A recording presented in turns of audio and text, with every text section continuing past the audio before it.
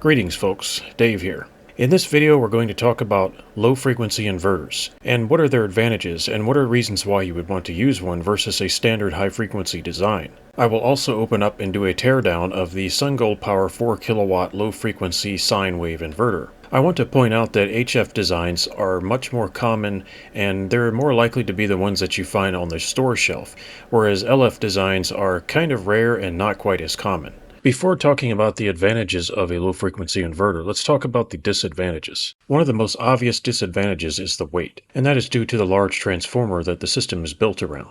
Sometimes it's a circular, toroidal style transformer, and other times it's the more conventional square or rectangular kind. The former is a bit more efficient, but it's also more expensive to produce, and the latter tends to be a little bit less efficient, but also cheaper to produce. Electrical efficiency. So a low frequency inverter has certain inherent losses, including in the transformer core. So a LF inverter is really not suitable for running small loads. It's really suitable for running bigger and heavier appliances such as shop equipment, compressors, air conditioners, and the like. If you only needed to charge a laptop battery, for example, a really small high frequency design would be much better and it would waste less power. But I think the most important one is reliability. Low-frequency inverters tend to have a slightly simpler design and they're using the transformer to do a lot of the heavy lifting. The MOSFETs will see high currents, especially in a 12-volt inverter, but that isn't necessarily a problem. In high-frequency inverters, it's very common for the first stage MOSFETs to blow in a surge, especially when they've been running for a long time and are what I call heat-soaked. When MOSFETs get hot, they're at an increased risk of blowing when a surge takes place.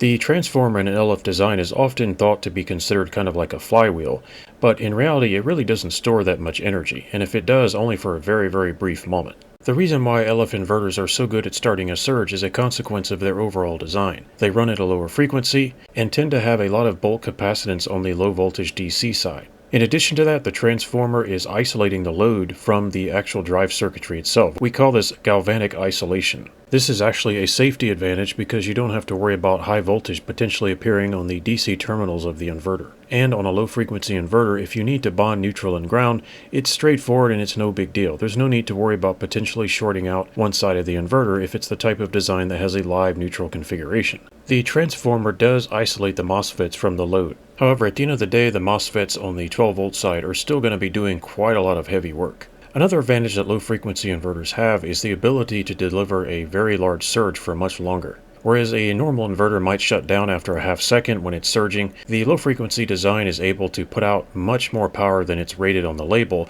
for much longer. It could be as much as a few seconds depending on the overall design. A low-frequency inverter design is better able to cope with a mixture and variety of different loads, such as would be seen in a typical household, such as power tools, refrigerators, freezers, air conditioners, as well as many other smaller loads mixed together. Let's take a look inside and do a teardown of the SunGoldPower 4 kilowatt 12-volt low-frequency inverter. And here's my first look inside the unit. It's pretty straightforward to get the screws out. Let's have a look. Well, it looks like this outlet needs to be removed. So I'll go ahead and do that. Now, I don't care who you are, that's downright impressive right there. Yeah, that's quite a transformer. That'll do the job. Okay, so let's take a look at this inverter from an engineering perspective. First, this is a low-frequency type inverter. It's not a high-frequency inverter. And there is an important distinction between the two. And the main distinction is going to be weight. It's heavy. This inverter is the heaviest inverter I've ever had my hands on. But I can forgive it that. Here you can see there's a lot of MOSFETs. This is a 4 kilowatt inverter, so you would expect a decent and healthy amount of MOSFETs. So one of the things I look for as an engineer is I want to see QA, that's quality assurance, or QC, quality control. You know, something like that. So when you see that they're marking the screws, that means they're torqued, or at least it should mean that.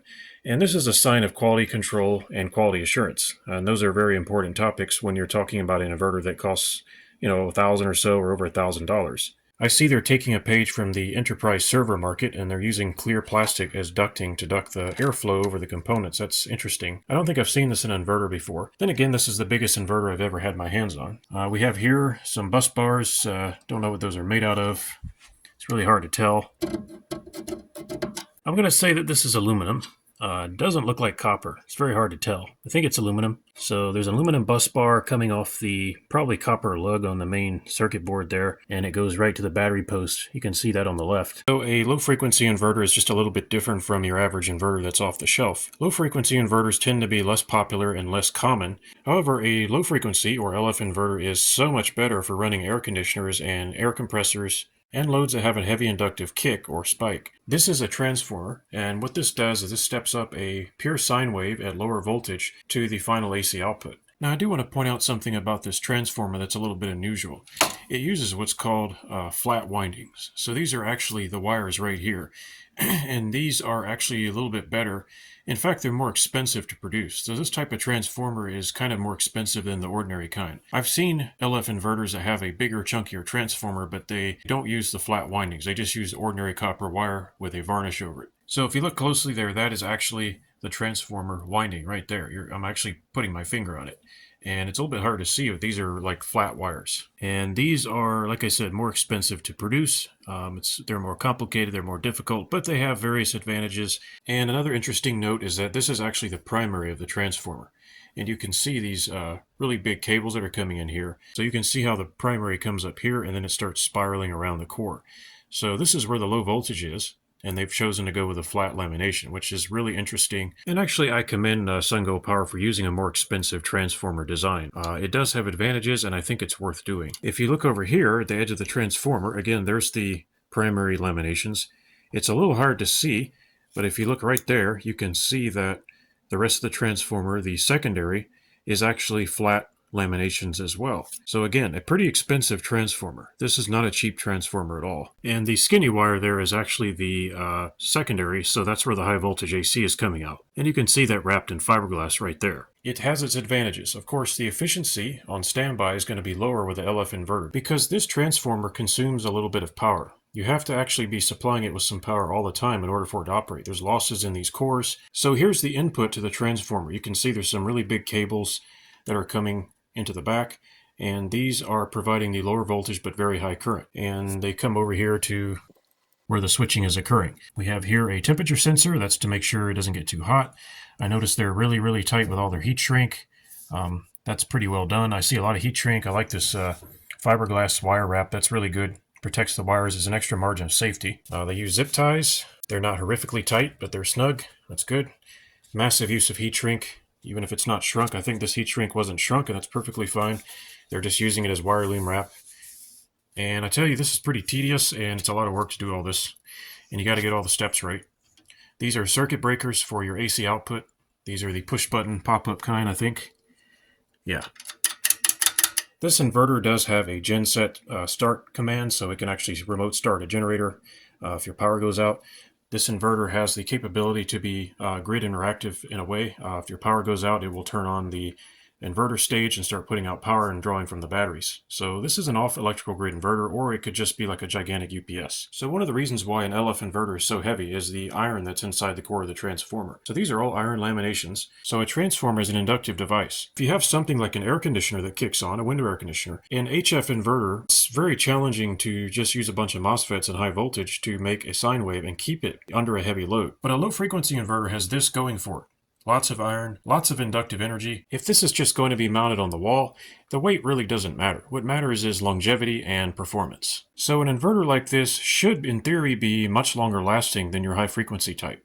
Of course, things can still go wrong. For example, you can still blow a MOSFET. It's still totally possible, and it does happen. But when it comes right down to it, a low frequency inverter is somewhat simpler than a high frequency type inverter. You could argue that there's less to go wrong. Most of the action, to be honest, is going on right here. This is most of what comes to the party, and this big old giant transformer is doing the heavy lifting. We're still switching high current DC, so we have to keep that in mind. From what I can see, this is the control board. You have some controls for the LEDs, and there's a cable going to the display. I'm guessing they have a display driver built in. That's the back of the display. It probably has a driver on it. I'm not going to remove that. It's not anything too unusual. And you can see a cable with a few wires, probably ground and 5 volts and signal. That's what this cable here does. So this board kind of has the smarts. It has the microchips. It has the logic. Here are the relays. These are used in grid interactive mode. Depending on whether you have AC coming into this inverter, if you're using it as an inverter charger, you don't want to have a double bond between ground and neutral. So relays like this are part of the parasitic load of the inverter. When they're on, they're always drawing power, and there's no way around that. So I'm curious as to whether these are going to be energized when it's in off electrical grid mode and I'm not using the grid. I'm not sure. I'll have to test that. You would expect some pretty large capacitors, and there they are. They've got them in between the heat sinks, which is a smart design because electrolytics like this tend to dry out. They get hot and they dry out. Unfortunately, electrolytic capacitors tend to have a finite lifetime. They will eventually fail. So the cooler you can keep them, the less likely they will dry out and the longer they will last. I cannot see the brand or markings on these capacitors, so I can't really identify them, but let's just say they're really big DC capacitors. Okay, here's the other side of the board. It's super awkward. I'm having to hold the cover up because the wire on there is very short. I really wish the display control wire was a little bit longer. About 4 inches longer or 2 inches longer would be great. Yeah, it's just so short, and I really don't think it's a good idea to pull it out right now. So I'm just going to leave it in and hold the cover up in the air. And you can see that's the low voltage battery voltage where it's switched. They're using the heatsink as part of the circuit. That's very common. And here's the other side of the transformer and all the high voltage lines. That's for the AC. Pretty much looks the same as the other side. This inverter is designed to operate in a variety of environments, and it does have the capability to break the bonding between neutral and ground. On the right is the earthing connection for the metal case of the inverter. That's what the green and yellow wires are for. And then on the left you have a cable with a quick connector on it, and that's so you can disconnect it and sever the bonding. I just wanted to show you that this inverter comes out of the box with a connection between neutral and ground. So on the front you can see that there's a terminal strip for output. You have an N and an L and a ground. And if I take my multimeter and I just put it on diode check mode, I'm going to go ahead and probe the neutral and the ground. You can see that the probes are on neutral and ground, and I'm getting basically 0 on the multimeter. So this little cable here, you can actually pull this. Let me go ahead and do that. So now this cable here has been severed. You can wrap those up with tape or whatever if you didn't need to use them. Let's go ahead and measure it again on the output. So neutral and ground. You can see it appears as open circuit.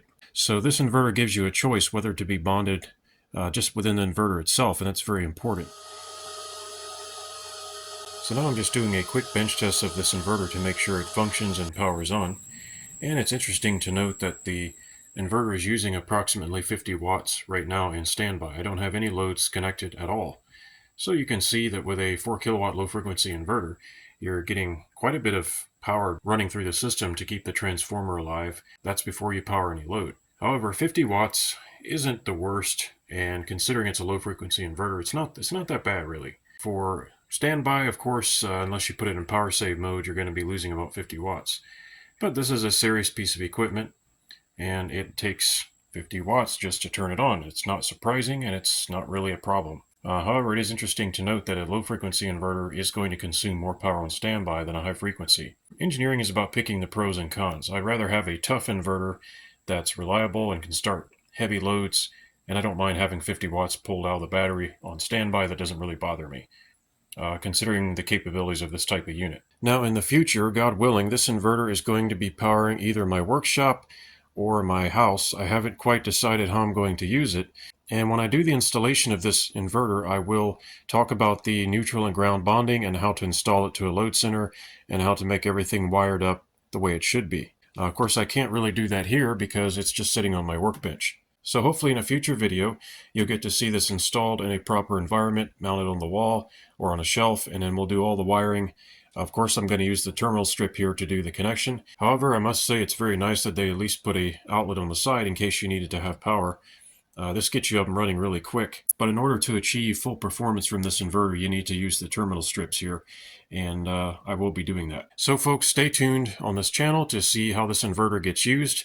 Of course, I'm going to put it through its paces and make sure that it's functioning properly. I'm sure it will run power tools and equipment very, very effectively, and I do look forward to seeing how well it can handle those loads. Those of you who've seen my other inverter videos know that I'm kind of hard on them. I do test them very hard. Obviously, there's going to be some heavy-duty equipment plugged into this inverter. I'm never actually going to be feeding AC power back into it, but I just wanted to point out that this is an inverter charger, which means that it can charge batteries as well, and you can make a giant UPS system with it if you wanted to. However, what really interests me about this inverter is its ability to take DC power and run a variety of powerful shop tools, and that's what I'm going to be using it for. Folks, thanks for watching my video, and please stay tuned on the channel for an update on this inverter and to see how I'm going to install it in my shop and or my house and power a bunch of loads with it. Thanks for watching, folks, and I'll see you next time. If you liked this video and you want to support my work, please thumbs up, comment, and subscribe. Thanks for watching, folks, and I'll see you next time.